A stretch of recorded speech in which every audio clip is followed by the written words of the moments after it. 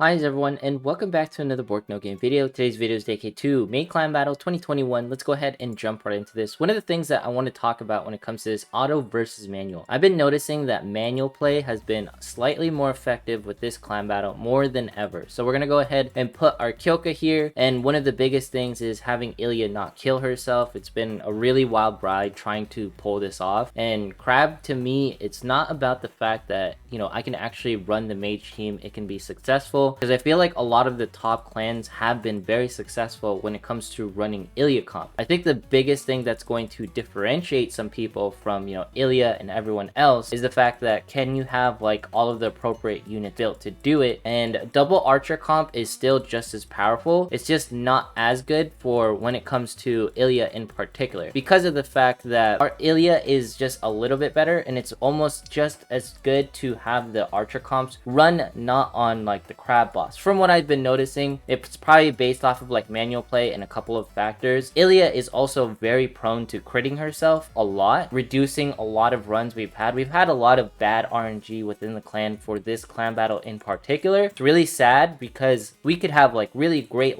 damage turnouts on certain situations, but when it comes to like game time, Ilya just crits herself and she dies. And a lot of the times Misato has been like insanely important when it comes to actually, oh my god, why did that have to happen right there? Oh, we managed to score 504k, but Ilya killing herself right there was absolutely, that's like 20 or 30k damage that I hate to see. All right, I just hate to see it. But let's go ahead and jump into my personal logs just so you can see like what I've been running personally. If you look over it, like I ran the orc comp with pretty much Hiyori and stuff, and that was pretty good. I did like the unicorn comp and everything. All of my runs have been pretty similar. Like mage comp right here, June Saren comp, Miyako comp right here, Tamaki doing her thing. This one was kind of weird. It didn't really, I feel like the Misato comp was slightly more consistent, and this one required a little bit more manual play, so I didn't really advise it in some ways. This one I had to use like June Saren comp because no one was attacking, and then with Wyvern comp, that one sort of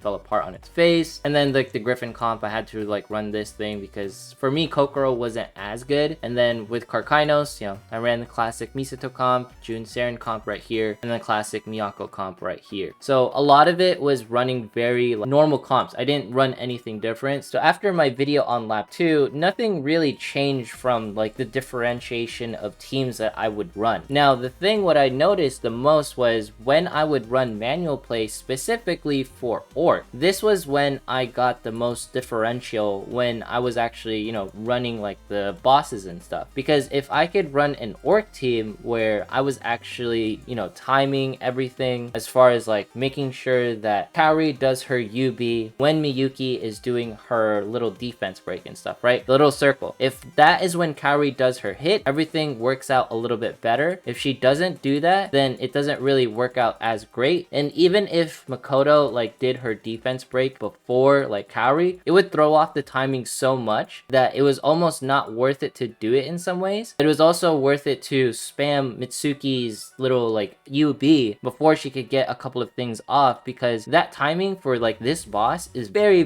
close. It's to the point where the little circle would disappear at certain times. Right there, you could barely tell, but Makoto did not hit her UB at the appropriate time. So now we're gonna do this, make sure we can get all the damage off before the little circle pretty much disappears. All right, the circle disappeared, and technically I kind of want to wait just a little bit. This is the small things, the small really itty bitty details when it comes to this boss, and trying to score over 690k usually. The best that I could do was around maybe 800 or 750, but it was really close. So right here I get a little bit of a higher score than what I would normally do in a clan battle, just because I did some manual, and it wasn't about getting Makoto's timing on. It was just about making sure that Kaori's UB landed when that little circle was up. So let's go back to my personal logs, and then we'll go to my trial runs. Obviously my trial runs are always much better. Here's Karkainos 572 with the Tamaki comp. Honestly, this one was more about RNG and getting the appropriate crits. It was never consistent because sometimes Tamaki or Ilya would die and then the run would fall apart. And then there's the Orc Chief run with 658. I guess that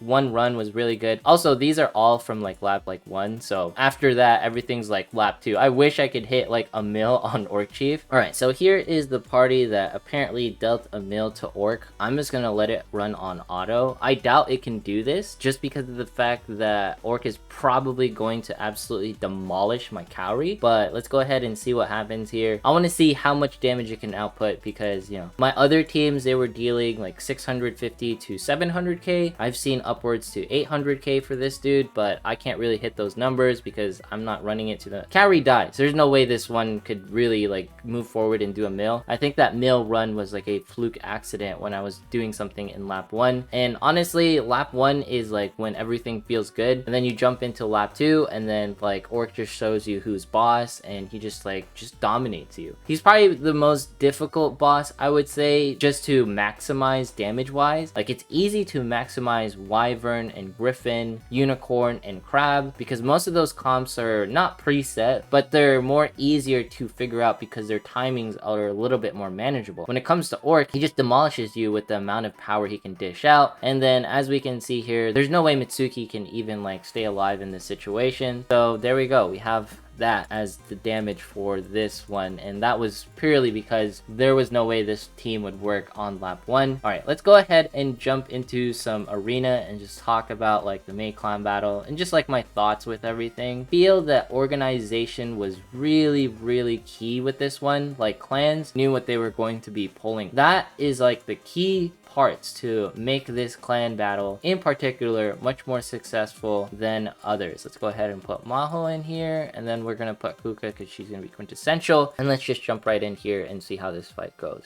Honestly, like, this clan battle, trying to manage like counter side and like everything going on at the same time was fairly difficult for me. So when it comes to this, it was just one of those things where like the clan battle was going great. People who were essentially staying like active and online, and then clan battle, we had like some hiccups because there were certain people who wouldn't follow through with like doing their attacks at certain times. So we're gonna do a little bit of like rearranging like within the clan and stuff so we can have like the best outputs for everything. Because honestly, I feel like clan battle now is more about organization and honestly less about comps. Like, that's what I've been noticing every single clan battle, is that if you are a more organized clan, then you're going to be able to pull off a lot more stuff. I've been noticing that if you are not as organized, you're not as coordinated with your attacks, if you're just willy-nilly throwing your attacks all on one boss, that is what leads to a clan not performing as well, because there's going to be other teams that can essentially flow better on particular comps. Like, for example, the June Saren comp is like built for like Griffin and sometimes even, you know, Unicorn in some ways, but there were better teams for Unicorn. But if someone were to run all of 3 teams on Unicorn, it just really wouldn't work out. It's just one of those things where I was just like, man, like, what is going on? When I saw like most of clan battle was just all about organization, it just sort of clicked into me. So there's gonna be some things where I feel like in the next clan battle, things just have to change in order to make the clan work a little bit better, and that way we don't have to run into a situation where we're trying to look for people in some way. I think that's one of the difficulties with like Princess Connect clan battle, is finding a really good clan that will actually stay together and pull off attacks at the appropriate times. It's not even about running things on auto versus manual.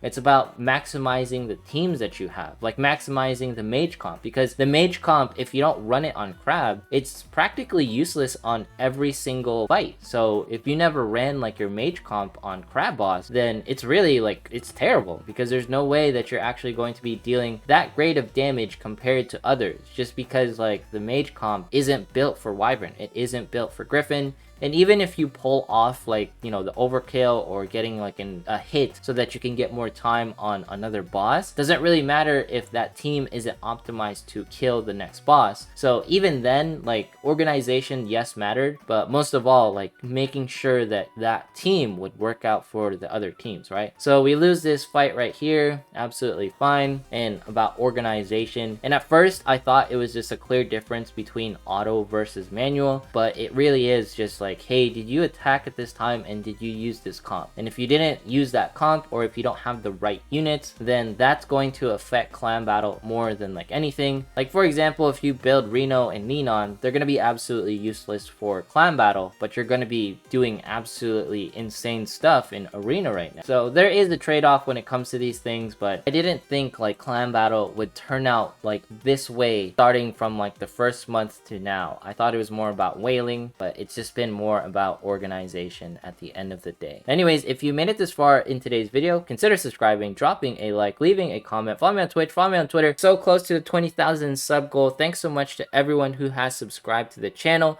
Have yourself a fantastic day, and I will see you in the next one.